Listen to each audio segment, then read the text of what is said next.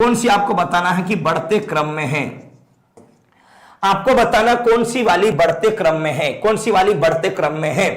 देखो ये मैं नहीं कह रहा, ये पिछली बार जो प्रश्न आया है आप लोगों की गलती बता रहा हूं मैं। आप लोग ना सवाल को बिना पढ़े पढ़े भी कभी हल करना चाहते हो।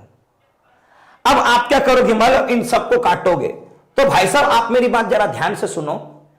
अगर एग्जाम में अगर आपसे क्वेश्चन पूछा है, मतलब आपसे वो कुछ तो चाहता है, आपसे वो कुछ तो चाहता है। वो चाहता क्या समझो, कि आपने बेसिक कॉन्सेप्ट कितना पढ़ा है, आपने खुद से मेहनत कितनी करी है, वो आपसे ये उम्मीद रखता है और वो आपसे ये चाहता है। तो दोस्तों आपको उसकी उम्मीद भी तो पूरी करनी पड़ेगी। अगर आप उसकी उम्मीद पे खरे नहीं उतर पाओगे तो मेरे को बताओ कैसे कर पाओगे फिर उसका काम। तो दोस्तों उसका काम जो निपटाना है वो काम कैसे निपटाओगे अभी मैं आपको बता रहा हूं, ठीक है। यहां पे सुनना मेरी बात ध्यान से। आपको इनके बीच देखना है अंतर। क्या देखना? अंतर। अंतर देखो भाई साहब, अंतर 11 का, अंतर 11 का, अंतर 11 का, अंतर 11 का है।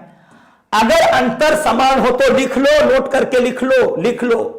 यदि अंतर समान हो तो, क्या कहा मैंने, यदि अंतर समान हो तो, यदि अंतर समान हो तो जो बटे में बड़ा, जो बटे में बड़ा होगा, जो बटे में बड़ा, जो बटे में बड़ा और जो बटे में छोटा,